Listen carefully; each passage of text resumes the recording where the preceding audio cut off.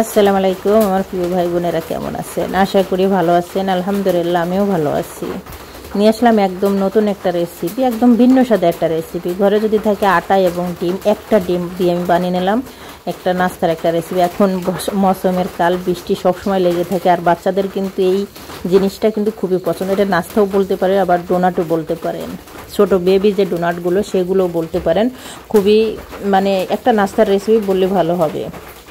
তাহলে দেখে নিন আমি কিভাবে এটা বানাই, পুরো রেসিপিটা প্রথম থেকে শেষ পর্যন্ত, এবং দেখে রাখেন এবং আমার পাশে থাকুন, সাথে থাকুন। যদি আমার রেসিপি পছন্দ হয় তাহলে অবশ্যই লাইক, কমেন্ট এবং শেয়ার করে দেবেন, অন্য মানুষের দেখার সুযোগ করে দেন। চ্যানেলটা সাবস্ক্রাইব করে অবশ্যই আমার পাশে থাকবেন। তাহলে ছোটো ছোটো আমি যে এইটা ছোটো একটা নাস্তার একটা রেসিপি, একদম সুইট বেশি হবে না। তাহলে কীভাবে বানাই দেখুন। এখানে লাগবে মাত্র আমার একটা ডিম। ডিমটাকে খুব সুন্দর করে আমি ফাটিয়ে নেব। তার ভিতরে দিয়ে দিলাম চিনি। এখানে চিনিটা পরিমাণ মতন দেবেন, চিনি এবং সামান্য পরিমাণ লবণ। এখানে আমি চিনি আগে দিই নেই, আগে দিচ্ছি গুঁড়ো দুধ। এখানে আমি 2 চামচের মতন গুঁড়ো দুধ ব্যবহার করেছি। তারপরে এখানে আমি চিনি দেবো। এখানে 4 চামচের মতন এখানে চিনি ব্যবহার করব আমি। আপনারা বাড়িতে যে চামচতে ভাত খান সে চামচেরও 4 চামচ চিনি এখানে ব্যবহার করতে পারেন, আর সামান্য পরিমাণ লবণ। এখন খুব সুন্দর করে এটা আমি ফাটিয়ে নিব।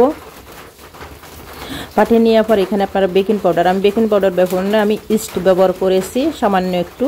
এখানে 1/2 চামচের মতন ইস্ট ব্যবহার করেছি। আপনারা চাইলেই কিন্তু এখানে বেকিং পাউডার ব্যবহার করতে পারেন। এখানে দিয়ে দিলাম পানি। পানির বদলে আপনারা এখানে দুধও ব্যবহার করেন, যেহেতু আমি গুঁড়ো দুধ দিয়েছি এই জন্য আমি পানিটা ব্যবহার করেছি। আপনারা চাইলে এখানে লিকুইড দুধও করতে পারেন। এখন ফাটানো হয়ে গেছে। আমার লাগবে পরিমাণ মতন কিছুটা আটা। যে আটাটা আমরা রুটি খেলে রেগুলার, সেই আটাটাই লাগবে। খুব সুন্দর করে চেলে নিয়েছি। আমি হাত দিয়ে এখন খুব সুন্দর করে মিক্স করে নেব। একটা ডো আমি বানাই দিই, যেরকম আমরা রুটি বানাই সেরকম। বেশি শক্ত হবে না এবং নরম হবে না। বেশি নরম হলে আর ভালো হবে না রুটিগুলো, এবং শক্ত হইলেও কিন্তু বেশি ভালো হবে না। যদি নরম হয়ে যায় তাহলে কিন্তু ওটা করে যাওয়ার সম্ভাবনা থাকে। আর একটু শক্ত হলে কী হবে, ভিতর থেকে কিন্তু ক্রিস্পি হয়ে যাবে। যত একটা নাস্তার রেসিপি বা বিস্কুটের মতন বা ডোনেট বলতে পারেন, যেটাই যে নাম বলতে পারেন। আমি কিন্তু এটা প্রায় বানাই না, এটা নাস্তাই বলে থাকি। দেখুন এই পথে আমি রেখে দিয়েছি। এটা আমি রেস্টে রেখে দেবো সামান্যই, ধরেন তো 20 থেকে 30 মিনিটের জন্য আমি রেস্টে রেখে দেবো। এর ভিতরে কিন্তু একদম পারফেক্ট হয়ে যাবে। দেখি আপনারা বুঝতে পারছেন একটু ফুলে উঠছে। আর বেশি আর ফোলার কোনো দরকার নেই। এখন ছোটো ছোটো করে আমি এটা লেচি কেটে নেব। একদম ছোটো ছোটো, যেরকম আমরা রসগোল্লা বানাই সেরকম টাইপের কিন্তু এখানে লেচি কেটে নিতে হবে, একদম ছোটো ছোটো। এটা কিন্তু যখন ভাজতে হবে, এটা কিন্তু ভাজবো। আপনারা চাইলে কিন্তু ওভেনে দিতে পারেন, ফ্রাইও করতে পারেন, সেটাও কিন্তু পারফেক্ট হবে, অনেকটা ভালো হবে। যেহেতু আমি এটা ভেজে নেব, তেলে ফ্রাই করবো, এই জন্য কিন্তু ছোটো ছোটো করলে কী হবে, এটা পরে ফুলে উঠবে। এরকম একটা হাতের সাহায্য আমি একদম প্রথম গোল গোল করে নেওয়া লাগছি। আমি সবগুলো সেম প্রসেসিং করে নেব। তারপরে একটু ট্যাপ করলেই কিন্তু একটু হয়ে যাবে, একটু ট্যাপ ঝাপসার মতন হয়ে যাবে। দেখুন আমি সবগুলোই কিন্তু বানিয়ে নিয়েছি, এখন গোল গোল করে নিয়েছি। এখন এটা আমি মাঝখানতে এরমটাও কিন্তু আপনারা ভেজে নিতে পারেন। আমি এরমটাও ভাজি, কিন্তু আমি এখন এটা একটু ডোনাটের শেপ দেবো। আমি যে ডোনাটগুলো আমরা বাইরে থেকে কিনে খাই তার একটু শেপ আমি দিয়ে দেবো। আঙ্গুল দিয়ে একটু ফুটে করে নেব, 2 সাইড দিয়েই হয়ে গেল একটা ডোনাট। এটার বেবি ডোনাটও বলতে পারেন। সহজে কিন্তু বাচ্চারা যত খেতে চায়, ডোনাট কিন্তু সবারই পছন্দ, আর বাচ্চাদের তো খুবই পছন্দ। আপনারা চাইলেই কিন্তু এই রেসিপিটা ফলো করে কিন্তু সহজে কিন্তু এই রেসিপিটা কিন্তু বানাই দিতে পারেন।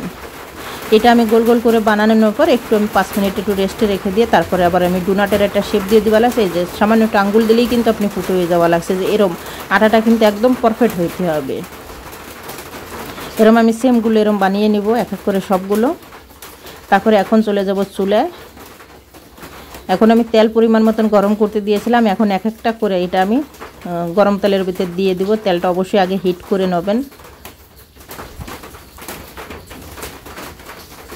উল্টে পাল্টে দিয়ে তারপরে কিন্তু যখন আপনার তেলটা ভালো গরম হয়ে যায় তখন কিন্তু চুলের আঁচ একদম লো মিডিয়ামে করে দিতে হবে। লো মিডিয়ামে করে আস্তে আস্তে কিন্তু দেখুন ভাজতে হবে। আর দেখুন যখন আপনার আটাটা ভালো হবে তখন কিন্তু এটা ক্রাট করে যাবে, এটা কিন্তু ফাটা ধরবে।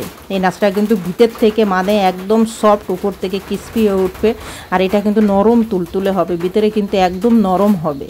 এটার টেস্টটা কিন্তু অসাধারণ একটা টেস্ট। এটা চাইলে আপনারা এমনিও খেতে পারেন, তারপরে চকলেট বা সুগার যেটাই হোক, তারপরে আপনারা হানি দিয়েও খাইতে পারেন, মধু দিয়ে, সেটাও কিন্তু খুব পারফেক্ট হবে। ভাজা হয়ে গেছে, দেখি আপনারা বুঝতে পারছেন কত সুন্দর হয়েছে। দেখুন আমি একটু চেক করবা লাগছি ভিতরে কেমন হয়েছে।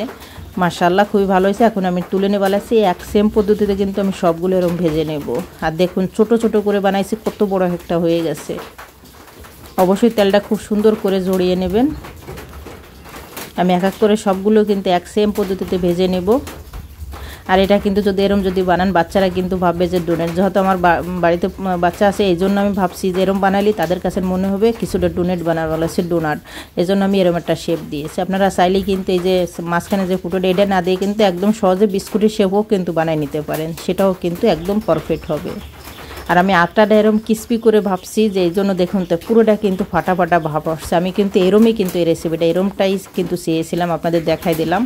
আর ডোনেটে কিন্তু কখনো ফাটা হয় না, একদম প্লেন হয়। এই জন্য ডোনেটের আটাটা কিন্তু একটু নরম হয় আর এটা একটু শক্ত। ডিফারেন্স এখানে ডোনেটের আটাটা একটু নরম হবে আর এটা একটু শক্ত হবে ডোনাটের, এই জন্য এটা একটু শক্ত করে ছেনবেন। আর এটা যে মাঝখানে একটা ফুটো এটা জাস্ট অপশনাল, এটা আপনারা নাও দিতে পারেন, এটা একটা অপশনাল। কেন কি আমি এটা দিয়েছি যাতে পোলাপানদের ভালো কিছু বোঝানো যায়, এই জন্য আমি সেমগুলোই কিন্তু এরকম ভাজা কিন্তু একদম দেখুন ভাজা হয়ে গেছে, আমি তুলে নেব। আর এটা ভাজা হয়ে গেলে কিন্তু ঠিক পাওয়া যাবে, যখন একটা ক্র্যাক পড়ে যাবে বা ফাটা ধরবে তখনই বুঝবেন যে এটা ভিতর থেকে একদম ভাজা পারফেক্ট। এটা কিন্তু অনেক দিন পর্যন্ত ভালো থাকবে, সপ্তাহখানিকের মতন। যদি আপনারা নর্মালও রেখে দেন বাইরে রেখে দেন সপ্তাহখানিকের মতন ভালো থাকবে, একবারে বানিয়ে নিলে সপ্তাহখানিকের মতন ভালো থাকবে। আমার সবগুলো ভাজা হয়ে গেছে, দেখেই বুঝতে পারছি কত লবণে। আমি উপর থেকে একটু চিনি যে গুঁড়ো করে নিয়েছি সেই চিনিটা একটু ছড়িয়ে দিলাম দেখার সুবিধার জন্য, ভালোর জন্য, বা একটু উপরে যে একটু মিষ্টি মিষ্টি ভাব হলো সেই জন্য। দেখুন কত সুন্দর হয়েছে, ভিতর থেকে দেখুন কতটা নরম আর উপর থেকে কত সুন্দর হয়েছে, দেখেই কিন্তু বুঝতে পারছেন কত পারফেক্ট একটা রেসিপি। আপনারা চায়ের সাথেও কিন্তু খুব সুন্দর যাবে। এখানে সুগারের যে পাউডারটা এটা না দিয়ে আপনারা চায়ের সাথেও কিন্তু একদম ভালো একটা নাস্তার একটা কমে বিকেলের নাস্তার জন্য একদম পারফেক্ট একটা রেসিপি। তাহলে বানিয়ে নিন ঝটপট। সবাই ভালো থাকুন, সুস্থ থাকুন, আল্লাহ হাফেজ।